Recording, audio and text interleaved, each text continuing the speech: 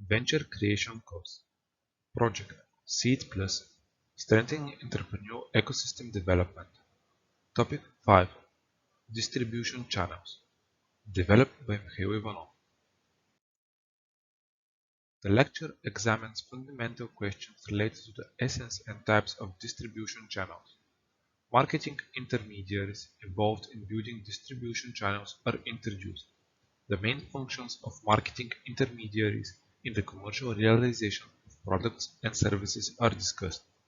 Supporting links are also emphasized as important elements of every distribution channel. Nature and types of distribution channels. Distribution channels consist of functionally linked individuals and organizations tasked with moving the product from the manufacturer to the consumers. To realize the product, it must be delivered to a precisely defined location at the most suitable time and quantity for the consumer. Different types of distribution channels can be formed depending on the nature of the distributed goods or services, channels for consumers' goods and channels for industrial goods. Various structures of distribution channels are possible depending on the participation of marketing intermediaries. Marketing intermediaries are physical and legal entities that connect the manufacturer of the goods with their consumers.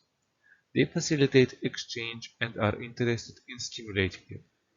However, it is possible for the distribution channel to function without them.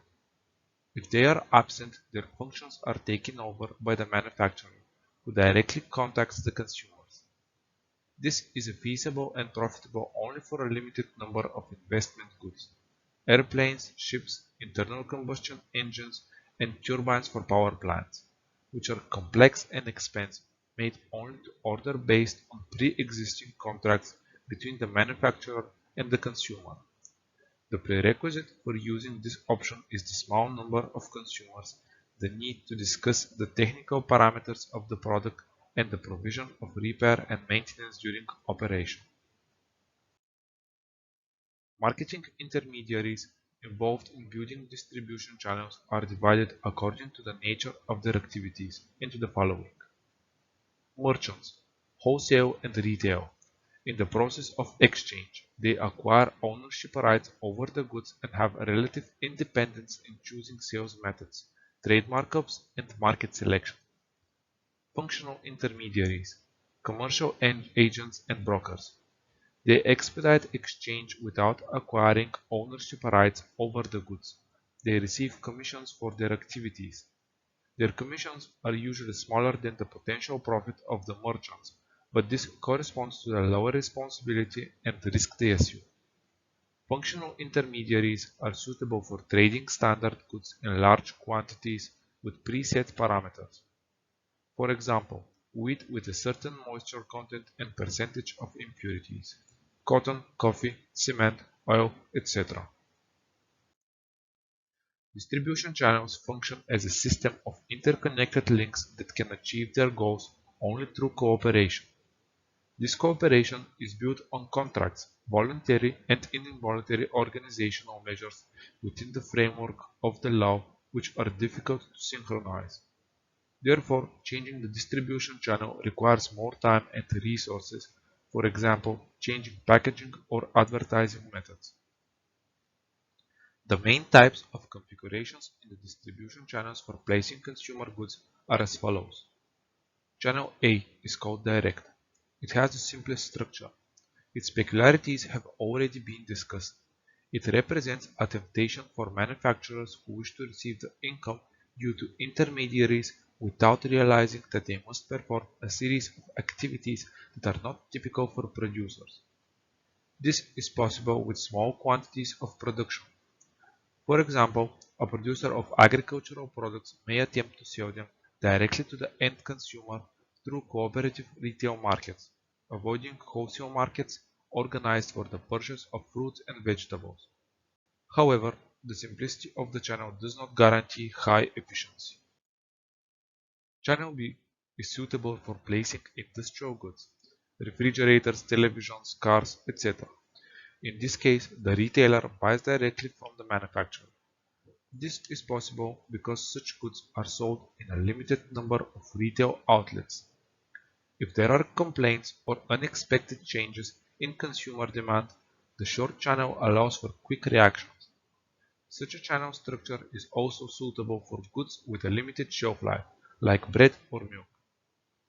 Channel C is typically in the trade of mass consumer goods, oil, sugar, chips, croissants, etc. These goods are sold in a large number of retail outlets, and the manufacturer would find it difficult to contact each of them directly.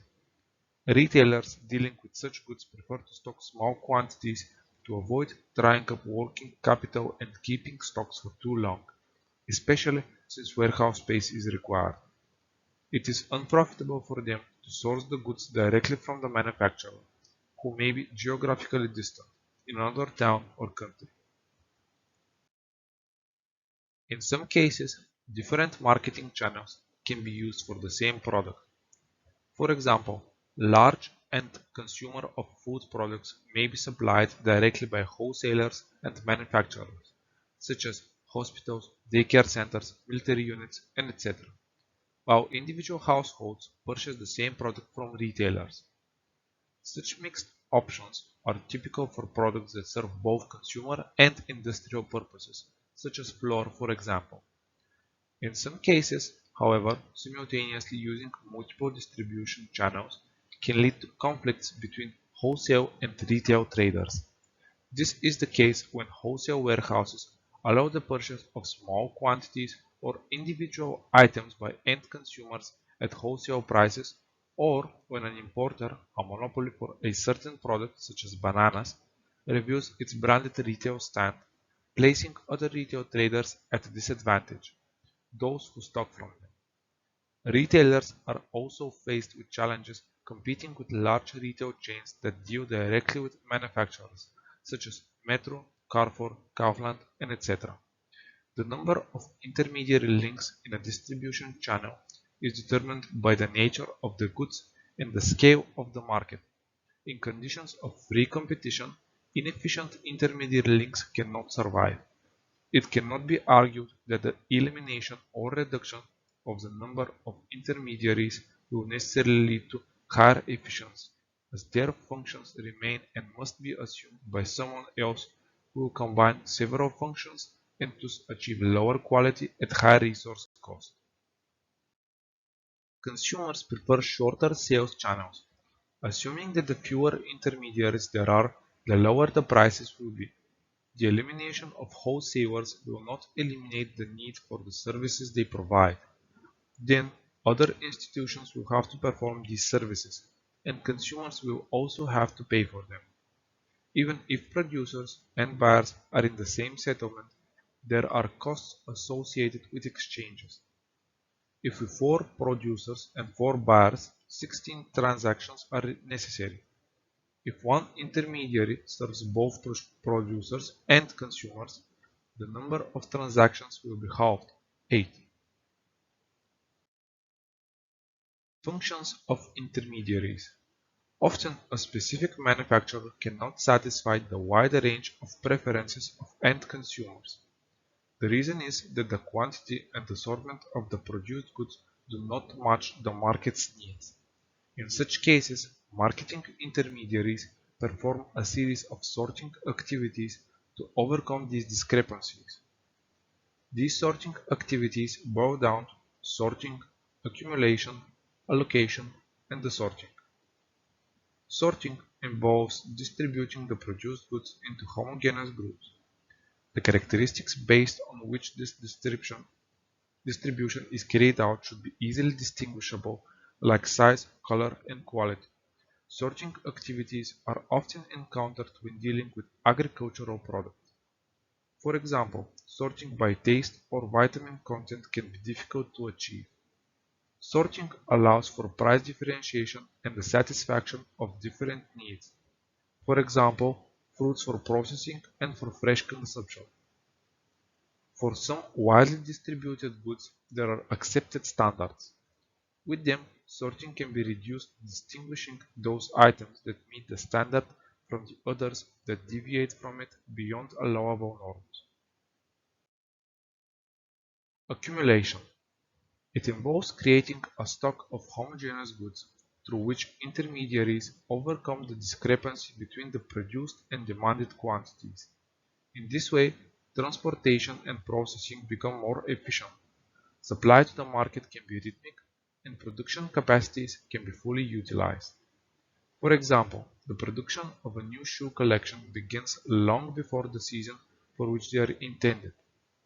They are accumulated to meet increased demand during the peak of the season, which exceeds production capabilities. A specific example is storing agricultural products in specifically built fruit storages.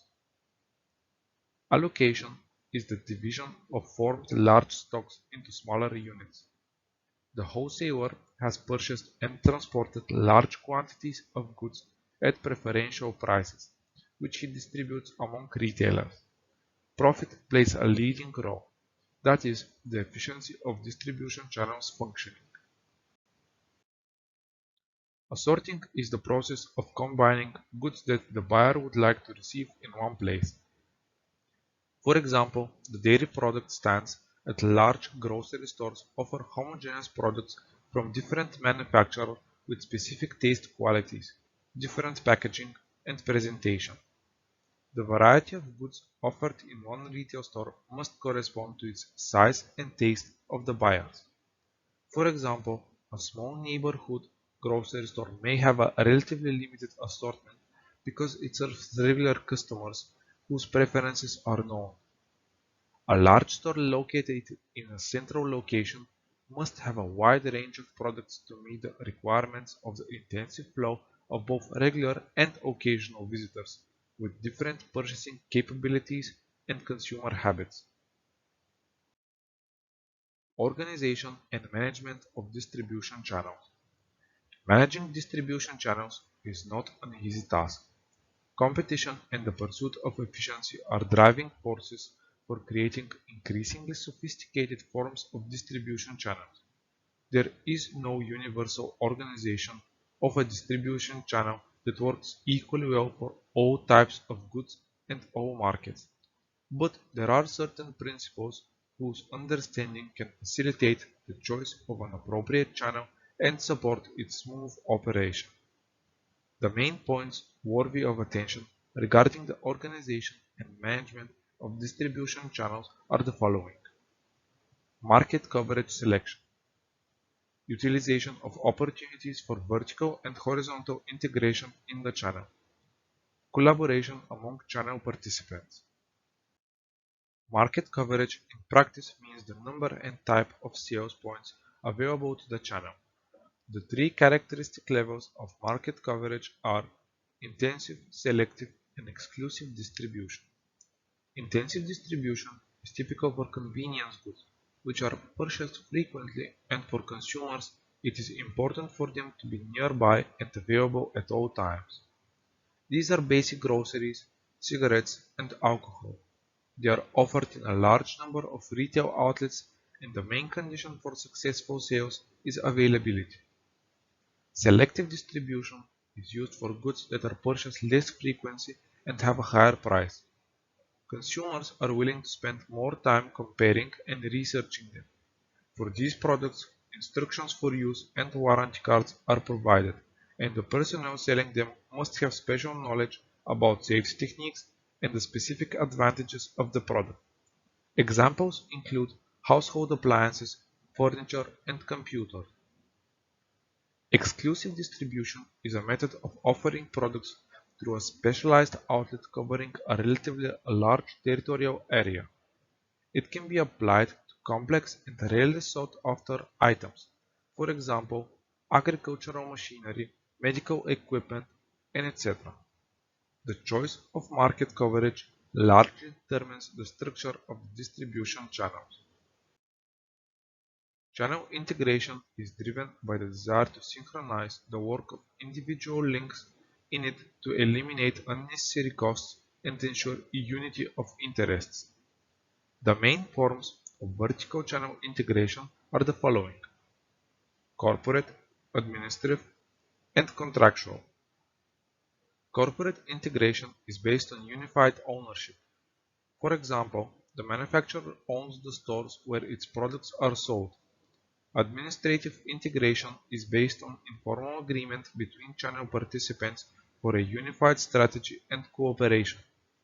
In the contractual form, the relationships between channel participants are regulated by signing an agreement.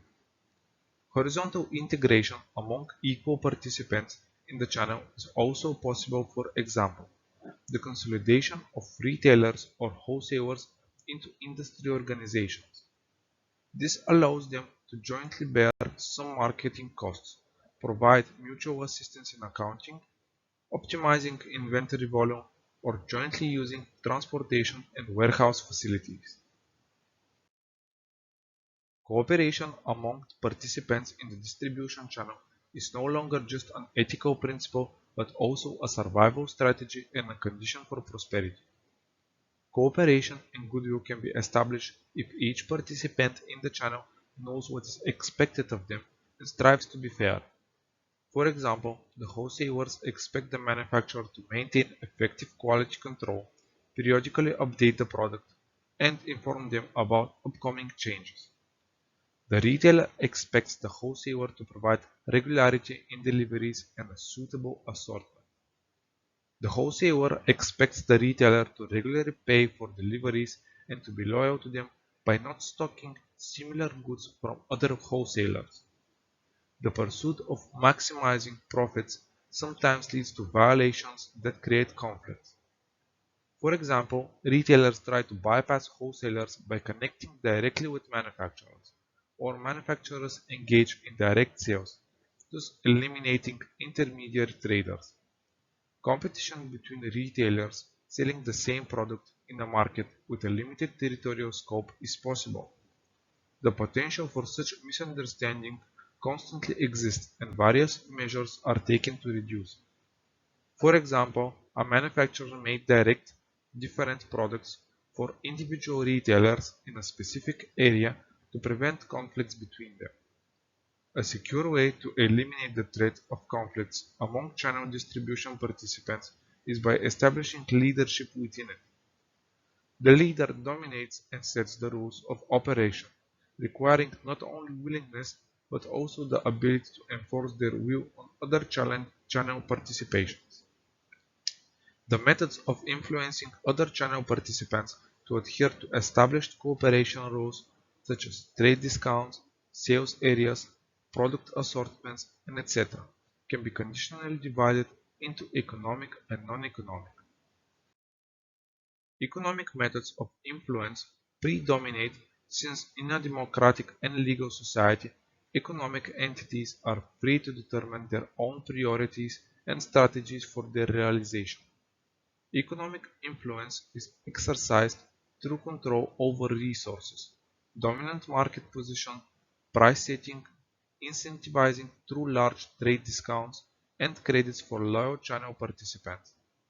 Among the non-economic methods of influence, expertise is noteworthy, based on special qualifications or technology necessary for the successful operation of the channel and the power of authority wielded by industry organizations. Leadership in the channel can be assumed by either the manufacturer, wholesaler, or retailer. Typically, the fight for leadership involves a combination of methods: new technologies, consulting services, pricing tactics, providing credits, discounts, and privileges.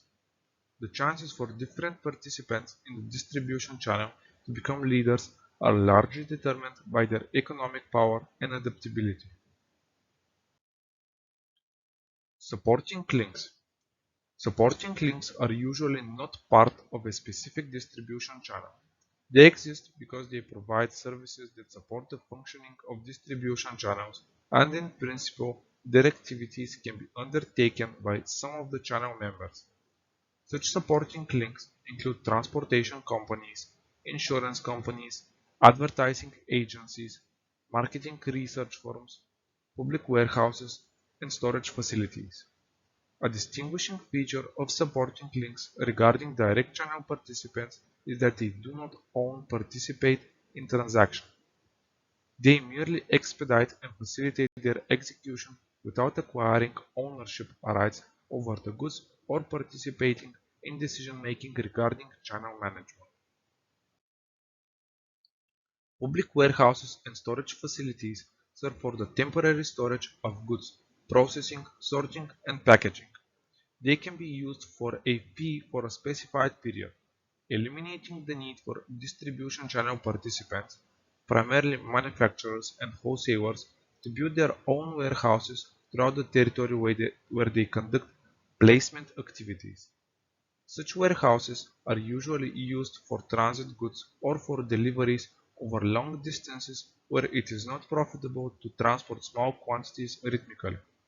In Bulgaria, such warehouse areas, open and closed, are offered by free trade zones operating in the cities of Burgas, Plovdiv, Rusi, Vidin, Draguman, and Svilengrad. Public refrigerators are mainly used for agricultural products that need to be prepared for export, like raspberries or strawberries, or stored in good commercial condition for sale during the winter months, like apples or grapes. In addition to storage and processing facilities, public warehouses and refrigerators provide security for goods and, in some cases, facilities for conducting transactions, rented offices, telephones, fax, customs service, exhibition halls, and tasting rooms. Transport companies are organizations that own their transport vehicles or use rented ones to provide specialized transport of goods without distance restrictions. They take care of ensuring the vehicles and goods, organize loading and unloading activities, develop delivery schedules, and recommend the most suitable type of transport for each specific case. For bulk goods, maritime and river transport is the cheapest, followed by rail transport. Many European governments are implementing measures to stimulate the use of rail transport for freight. The reason is that it does not cause environmental pollution. Road transport has experienced the fastest development in recent years due to the ability to deliver goods quickly and without overloading them to the most remote settlements. Advertising agencies offer specialized assistance in the development and dissemination of advertising materials, such as printed materials, videos, and souvenirs. They are useful to distribution channel participants with their experience and established network for distributing advertising materials. In an already established distribution channel, they contribute to increasing its efficiency and success in the fight against competitors. Trade exhibitions are usually held periodically in one place with the aim of establishing contacts between manufacturers, traders, and end consumers. The gathering of many related products at one exhibition allows them to be compared, and traders can choose exactly what is needed for the market they operate in, while manufacturers can understand the level of their competitors. Sometimes, for advertising purposes, exhibits are sold directly to consumers, which on the one hand prepares the market for new products, but on the other hand makes it difficult for manufacturers to provide service because individual units are involved. Participation in trade exhibition, besides economic benefits, is also a source of prestige. Thank you for your attention. For more information, please visit the link below. For questions, please use the email below.